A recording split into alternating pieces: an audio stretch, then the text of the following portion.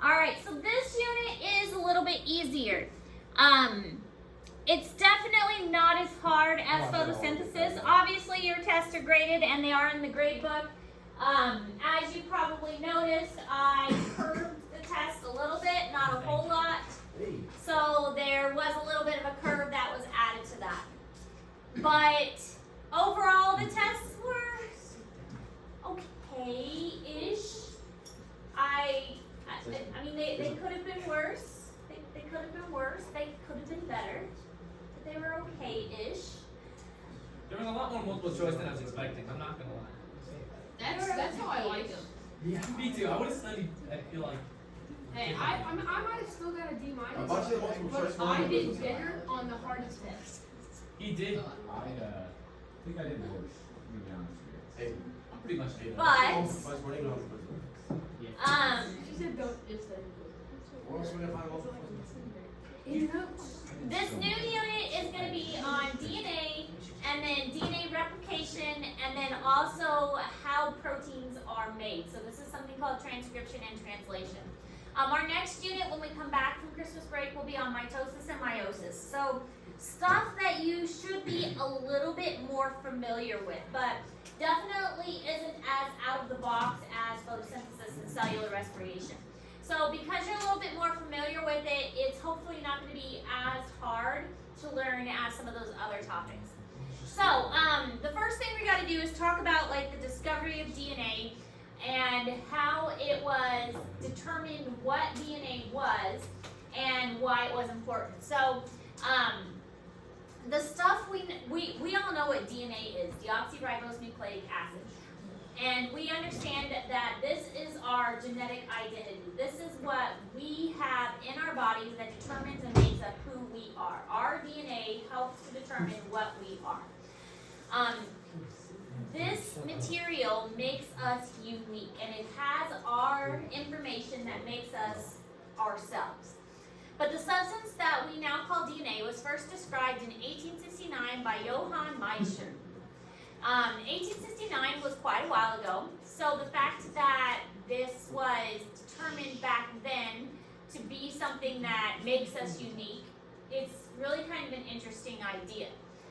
He thought that DNA is not a protein and that it is rich in nitrogen and phosphorus, which makes sense because if you think about it, it's a phosphate, a sugar, and a nitrogen base. So phosphate, sugar, nitrogen base.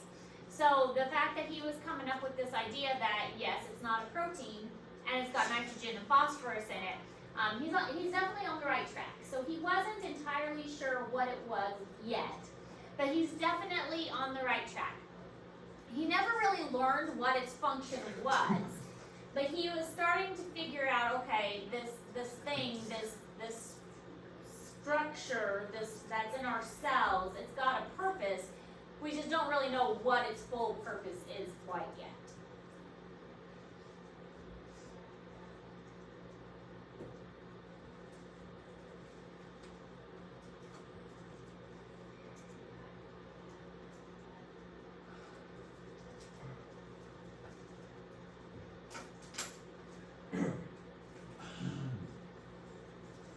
Yeah.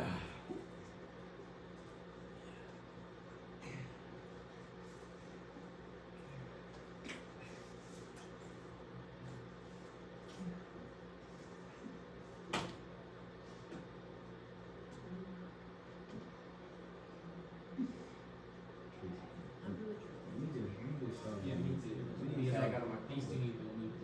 You started in the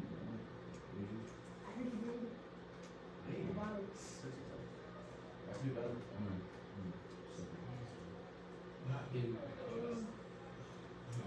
Okay, so this is what DNA looks like. It's this cloudy kind of stringy stuff. DNA is very tightly compacted. We'll talk about that a little bit too. It's very neatly organized within our cell. We will actually extract DNA out of strawberries. For some reason, strawberry has a lot of DNA that's very easy to extract and take out. So when we extract the DNA, it will look kind of like this cloudy white substance. And so you can actually see it with just looking at it without having to look at it under a microscope. So it looks kind of like this cloudy, kind of wispy white stuff. So 60 years after Meischer's work, Frederick Griffith unexpectedly uncovered a clue about DNA. He worked with some bacteria and some S and some R cells, and he did this really cool thing with mice and bacteria, and injecting different bacteria into mice, which we'll look at on the next slide. And his experiment was really kind of interesting because injecting these mice with different kinds of bacteria, he was able to determine that, well, if I kill some bacteria but inject it this way, then the mice are going to die, but if I kill some other bacteria and inject it this way, then the mice are going to live. And it was a really kind of interesting bacteria. And what he was actually trying to do was kind of like an accidental thing. And this is where it goes back to, with science, you never know when a mistake is going to actually give you interesting results. And sometimes with science, you learn as much from mistakes in experiments as you learn from when the experiment goes correctly. So if something goes wrong in an experiment, that's a learning opportunity, just as much as when something goes right. Mistakes in science are learning opportunities. You can learn from failures, and that's basically what happened with Griffith. This experiment of his did not go the way that he planned, but it actually led to this amazing opportunity to learn more about DNA. He didn't plan it that way, but it just kind of happened, and instead it opened up this new area of research for him and made him quite famous in the discovery of DNA. So really kind of cool how that worked out for him.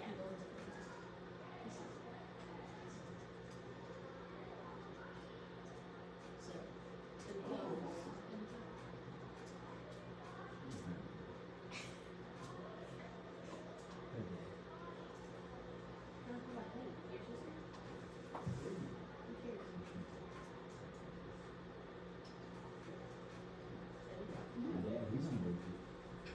Maybe that's it. Yeah.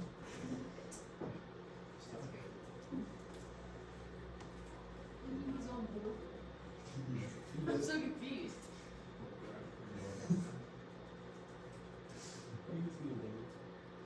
Well, that's not on board with it. Yeah, that is not on To- what two you're totally, saying. two totally.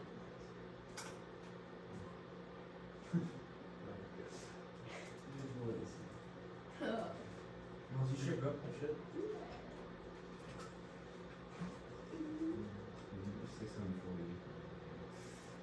So here's kind of how his experiment worked. First of all, he injected them with this R virus. The R virus was harmless, and so when the R virus was put into the mouse lived. Not going to hurt the mouse. But this S virus was deadly. So when the mouse was injected with the S virus, the mouse actually died. Now, if you killed the S virus and injected the mouse lived. So this case, the mouse is alive. This case, the mouse is alive. So if you put the two together, you would assume that, okay, the mouse is alive with this one, the mouse is alive with this one. If we put the two together, the mouse should be alive. Well, what he found happened is if you put those two together, the mouse actually died, which doesn't make any sense. Because in this case, the mouse is alive. In this case, the mouse is alive. So if you put the two together, the mouse should be alive. So it doesn't make sense that the mouse actually died when you put those two together. So what he found was happening was that something from this one was being transferred over and taking over this one. And so it was making it so that it was like this where the mouse was dying. Something was being transferred from one to the other, causing it to act like this one so that the mouse died. So this was an accidental thing that he found out when he was trying to make a vaccine. So he took the killed virus that should have been fine, which he saw was fine with this one, and this one should have been fine, and when he put them together, it actually turned into this one. And that's because the killed virus was transferring its DNA into this one and making it more like the S virus. And so that's what was happening is the DNA was getting transferred and making it more like the S virus. So his experiment got messed up, but he was able to discover something cool in the meantime. On Facebook. In the late 1920s, Fred Griffith was attempting to develop a vaccine against a bacterium that causes pneumonia. To find out why two strains of the bacteria differed in their deadliness, he injected mice with 4 different mixtures. Mice injected with R cells remained healthy. When Griffith examined blood samples from these mice, he found no live bacteria. Mice injected with S cells developed pneumonia and died. When Griffith examined blood samples from these mice, he found live S cells. Mice injected with S cells that were killed by exposure to high temperature remained healthy. When Griffith examined blood samples from these mice, he found no live bacteria. Mice injected with a mixture of live R cells and heat-killed S cells developed pneumonia and died. When Griffith examined blood samples from these mice, he found both live R cells and live S cells. Heat killed the S cells, but did not destroy the hereditary material. Somehow, that material was transferred from the dead S cells to living R cells. Alright, so this one should have been okay. Or this one should have died. This one should have been okay. This one, but when you combine them together, it wasn't okay. So it should have worked, but it didn't. And so the experiment got messed up, but it showed how the information was being passed and from the dead one into this one and making it so that we had a similar situation as this one. So we had actual bacteria that were alive and thriving and killing the mouse. Then we had some more information. We had Oswald Avery and McLean McCarty. Now notice we're in the 1940s. That wasn't that long ago at all. They identified that the transforming principle was actually a nucleic acid. They wanted to know, well, what is being passed around? Is it the DNA or is it something else? Is it a protein? Is it the actual DNA? What is being passed from one individual to another? We are not really sure. Could it be a fat that's being passed, inherited? Is it a protein that's being inherited, or is it the DNA? So they concluded that the DNA must be the transforming principle. So they were the ones that said, okay, it is actually DNA that is being inherited from one thing to the next. But this was only in the 1940s. That wasn't that long ago. So it's kind of interesting that we are just now in the 1940s figuring out what DNA was. And it was DNA that is the material that is being inherited from one thing to the next.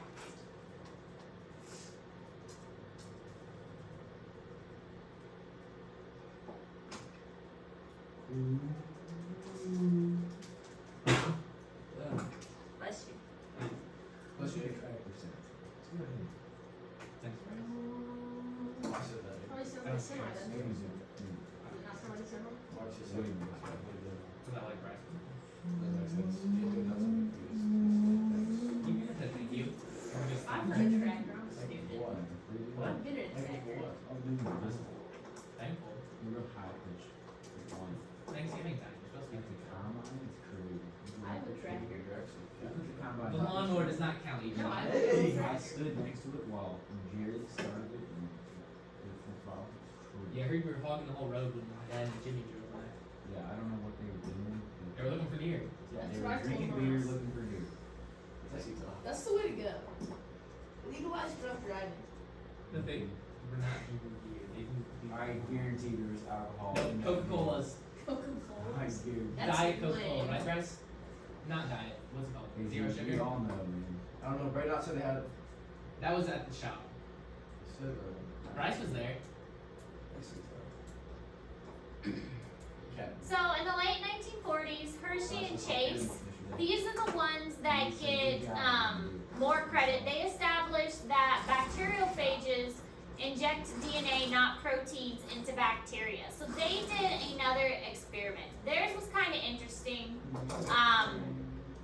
They looked at whether it was the protein or the DNA that was injected into something. So they actually used like an old school blender, and they targeted the protein and the DNA, and then they like shook it up in a blender, and then they looked at, okay, which got transferred? Is it the DNA that got transferred, or is it the protein that got transferred? And they looked at it after they shook it up in a blender, which one got separated out? Was it the DNA that got separated out, or was it the protein that got separated out? And they were able to determine that it was the DNA that got transferred and not the protein. And again, the 1940s. So a lot of work in the 1940s was able to be conducted to help them learn more about the DNA's properties.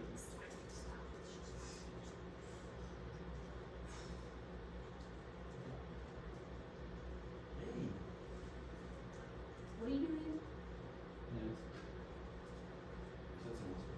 That's weird notes. Just doing the I'm extra typing credit. Oh, you're on the No, I'm just looking at articles. Hey.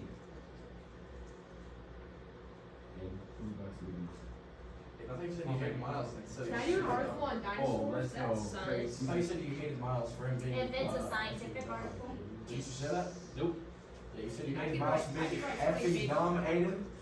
You said that, don't lie. Hey, I put that on. God, you said that, Aiden? that's Mom, how do you Yeah, ignore me, Aiden. Was that cow hair? How would you why would they cow hair on his Chromebook? Because he takes it with him farming. Yeah. Miles does his homework in the track. I'm not gonna lie. I have done that. Hey, as long as he's doing his homework, I don't And care while reading it. hunting. Yeah, well, I've hunting, done I know homework. that. You said that you were holding so I've much. done homework while hunting. In the 1940s, Alfred Hershey and Martha Chase were studying the biochemical basis of inheritance. They knew that certain bacteria infecting viruses, called bacteriophages, consist of proteins and DNA. They wondered where was the genetic information, in the protein, the DNA, or both. Hershey and Chase designed 2 experiments. They knew that bacteriophage DNA incorporates phosphorus but not sulfur. The opposite is true of bacteriophage protein. To prepare for the first experiment, the researchers grew bacteriophage virus and bacteria in a culture medium that contained a radioisotope of sulfur called S35. Bacteria grown in the culture incorporated the radioactive sulfur. Bacteriophages were added to the culture. They multiplied inside the bacteria and incorporated radioactive sulfur into their protein coats. Now the first experiment could begin. The bacteriophages with radioactively labeled protein coats were added to a new, unlabeled culture of bacteria. The radioactively labeled bacteriophage viruses were allowed to infect the bacteria. The infected culture was whirled in a blender to separate the bacteriophage protein coats from the infected cells. Analysis revealed the presence of radioactive protein in the fluid that contained the bacteriophage coats. There was very little radioactivity in the bacterial cells. From this experiment, Hershey and Chase concluded that bacteriophage protein does not enter bacteria during infection. What about DNA? For their second experiment, Hershey and Chase grew bacteria in culture medium containing P32, a radioisotope of phosphorus. Bacteriophages grown in these cells incorporated radioactive phosphorus into their DNA. The bacteriophages with radioactively labeled DNA were added to a new unlabeled culture of bacteria. The radioactively labeled bacteriophage viruses were allowed to infect the bacteria. As before, the infected culture was whirled in a blender to separate the bacteriophage protein coats from the infected cells. Analysis revealed no radioactivity in the fluid that contained the bacteriophage coats. The bacteria cells were radioactive. Hershey and Chase concluded only viral bacteriophage DNA enters a bacterial cell during infection. They showed that DNA must be the genetic material of this type of virus.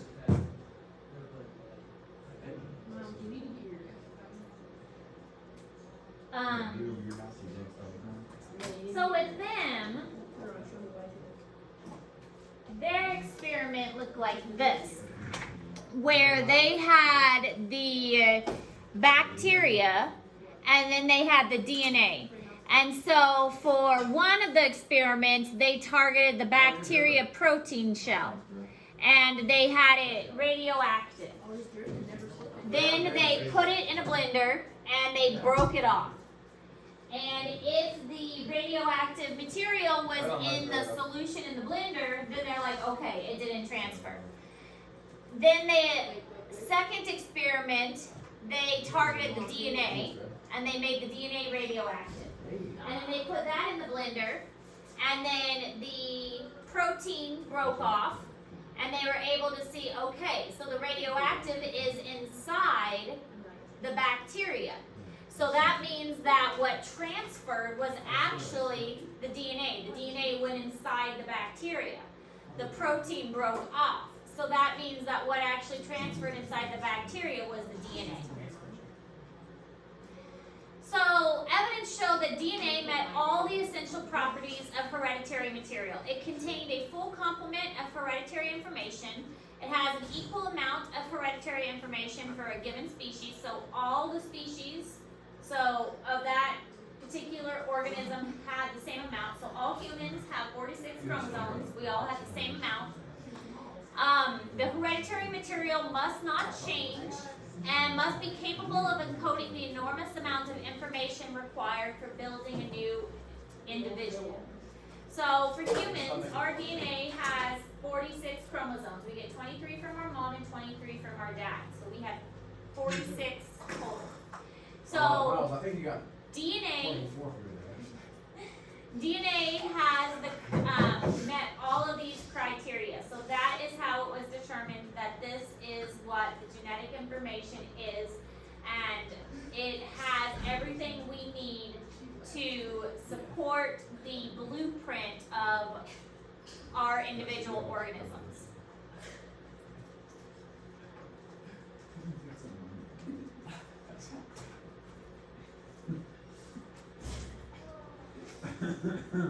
Miles, you ready to fall out in jail?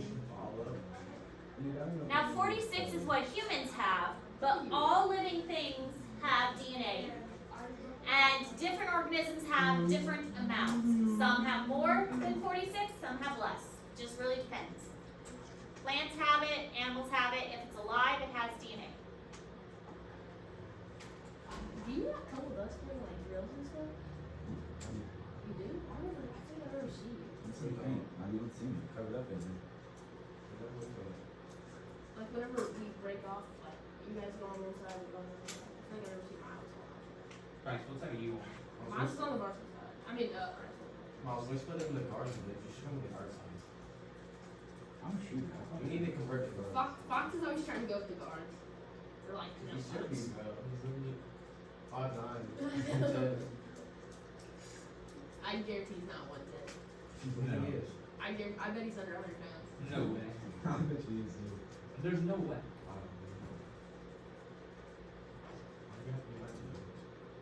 Quincy's just broke like 90. Nope, he hit 100. 101. Yes, he did. Remember when we were on the weight room, he was super hyped, and I was like, let's go. I don't know. He was hyped for being. No. So building blocks of DNA, we have a nucleotide. That's the whole thing is a nucleotide. And we have a phosphate sugar and a nitrogen base. Now the way this works, and I know I explained it before when we were learning about macromolecules, is it goes phosphate, sugar, and they go on the sides, phosphate, sugar. And then you have your nitrogen bases in the middle. And those come off the sugar. So we have phosphate, sugar, and so on. And then that nitrogen base is in the center. And then the nitrogen bases are joined by hydrogen bonds. So here's another sugar, here's phosphate. So one nucleotide is this little piece right here. So the nucleotide is a phosphate sugar and a nitrogen base. So phosphate sugar and nitrogen base makes up a nucleotide. So phosphate, sugar, nitrogen base. And then the nitrogen bases, there are actually 4 pieces. They can be an adenine, thymine, guanine, or cytosine. And that's going to come important later because they match up a certain way. Adenine always pairs with thymine, guanine always pairs with cytosine. But the phosphates and the sugars are on the sides and the nitrogen bases are in the center.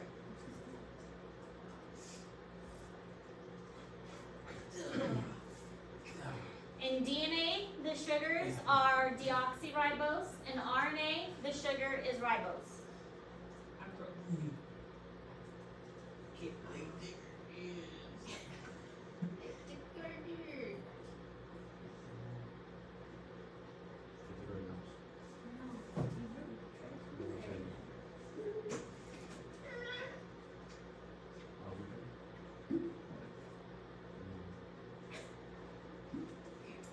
So again, there are 4 main sugars for DNA. We have adenine, which is represented by an A, thymine, which is represented by a T, guanine, which is represented by a G, and cytosine, which is represented by a C. So adenine and thymine always pair up, so at, and then guanine and cytosine, so GC, at GC. Adenine and thymine always pair, guanine and cytosine always pair, at GC. Then we have this guy named Erwin Chargaff. He came up with a couple of rules. His first rule was the amount of thymines and adenines are identical, as are the amounts of cytosine and guanines. So that's because adenine and thymines are always paired and guanines and cytosines always pair. So the numbers are always going to be the same. If you have 150 adenines, you're going to have 150 thymines because they always pair up. His second rule is DNA of different species differ in their proportions of adenines and guanines. So if you have a gorilla, it's going to have a different number of adenines and therefore a different number of thymines. And same thing, it's going to have a different number of guanines and therefore a different number of cytosines. That's wild.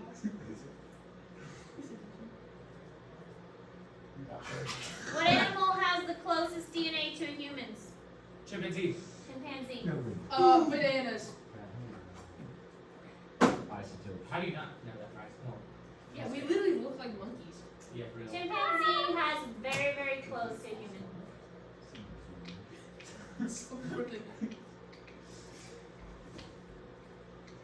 That's actually terrible. Hope you get the hanger numbers. Tracy, your confidence like after that.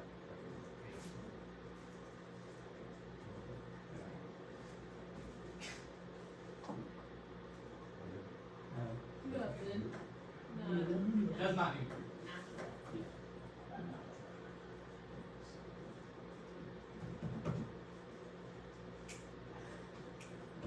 It's the Oh my gosh, he's almost just ate it. we can text me mine. Oh, for sure. I'll send it into the Miles and I'll say it's me. That's good. Alright, then there's this whole Watson and Crick thing. Watson and Crick in the 1950s. So in the 1940s, we kind of figured out the thing about DNA being the information containing part of the cell. Well, now we want to figure out what DNA looks like. Watson and Crick were the ones that suspected that DNA was a double helix. So a double helix, it looks like a ladder, but it's twisted in a spiral shape. They made models which were kind of a bonded wire. But the thing that is very rarely talked about is this Rosalind Franklin.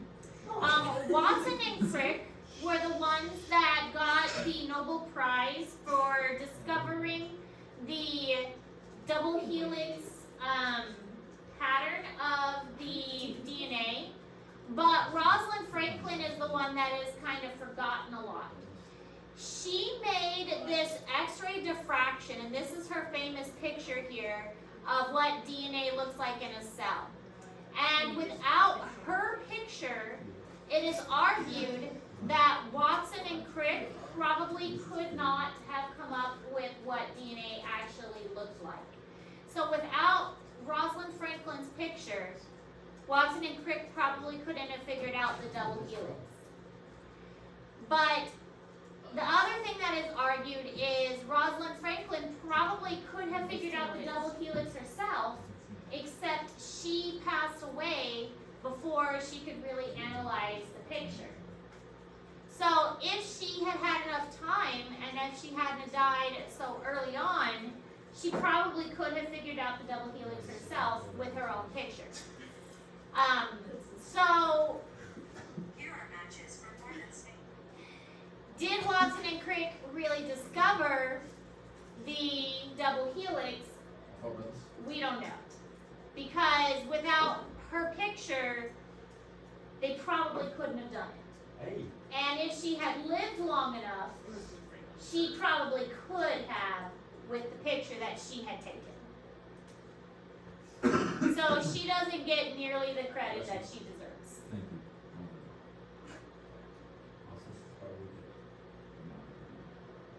It's in this.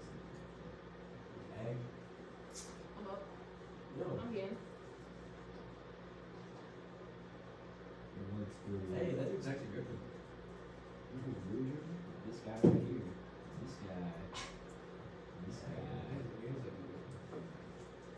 giving you two pictures. I need a towel. Valid. I need a towel to dry off the drip. So this is the famous picture of Watson and Crick. This one is the one you see most often with their double helix structure, and they're kind of looking at it, and they're the ones that get the credit for it. They're the ones that won the Nobel Prize for it. The double helix structure of DNA, the twisted ladder appearance, Watson and Crick are the ones that get most of the credit for it. But could they have really done it without Rosalind Franklin's help? No. Probably not.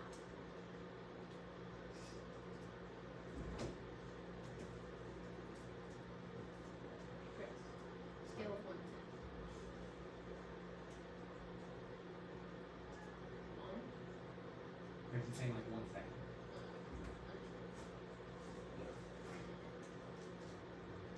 That's it. That's nice. I was gonna say that's sad. What traits? What do you want now? You just said 1.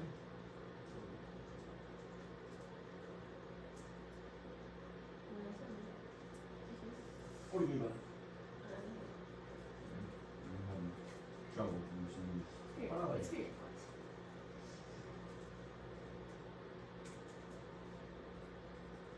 Let me say it's 6. Understand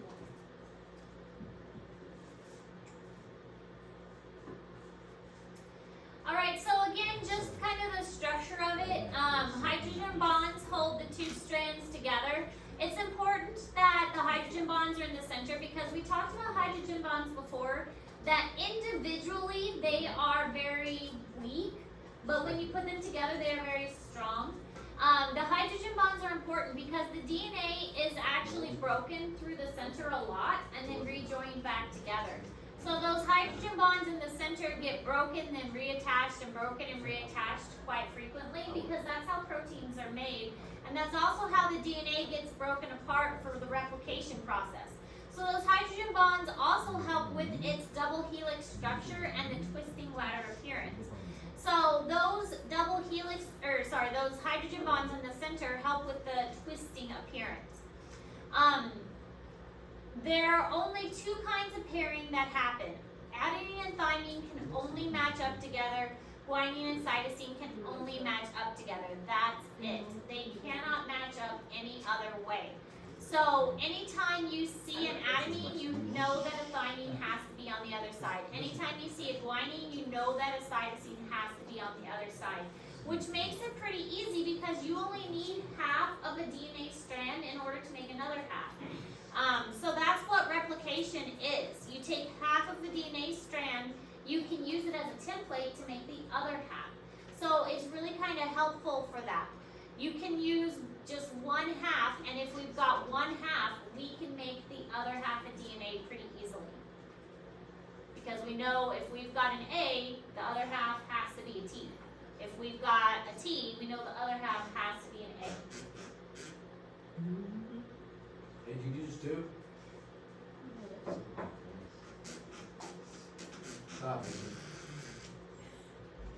Dude, I think we can get a song with that.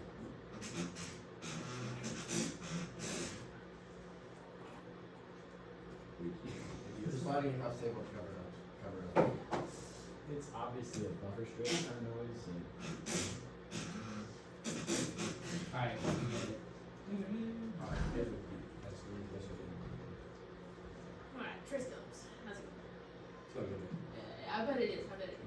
So here we can see again the phosphate sugar, and then we've got our nitrogen bases, and we've got joined with water. So the water is going to help it join. Good. So the strands are complementary again because we have our base pairing A to T and G to C is the same in all molecules of DNA. It doesn't matter if it's an animal or it's a plant, whatever it is, the A, T, and the GC is always going to stay the same. Our only exception is in RNA. So we'll see RNA when we talk about transcription and translation. And in RNA, we see one difference. There is no T in RNA. In RNA, we have something called uracil instead of thymine. No. But that's really the only, well, there's a couple other differences in RNA. But as far as the nitrogen bases, we have adenine, uracil, guanine, and cytosine in RNA. Is that the song?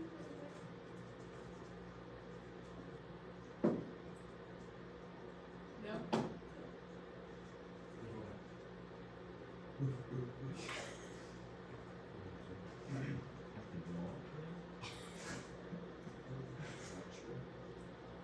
I'm not sure. He's not sure. That means he's not I'm complete. letting Tim be in the room.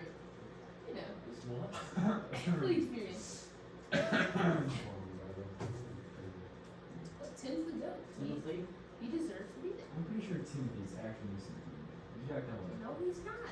His dog breed has big heads. I can show you pictures. You don't know something. Wait, can dogs actually have it though? And that big head is. Yeah, you dog don't head, know yeah. something's going on. It's not very much very productive. Something wrong is happening.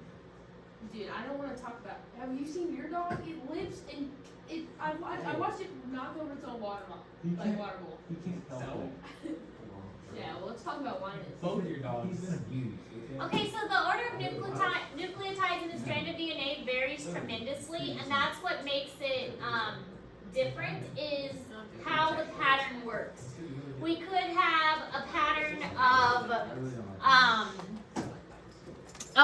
the pattern varies so significantly, and that's what allows for differences in the proteins. We could have A, T, G, G, A, C, T. It could go on and on and on. And that's what allows for differences in species. It allows for differences in the protein structure, is the way that it lines up like that. Variations in its nucleotide sequence are the foundations of life diversity. It's so long, it's so different.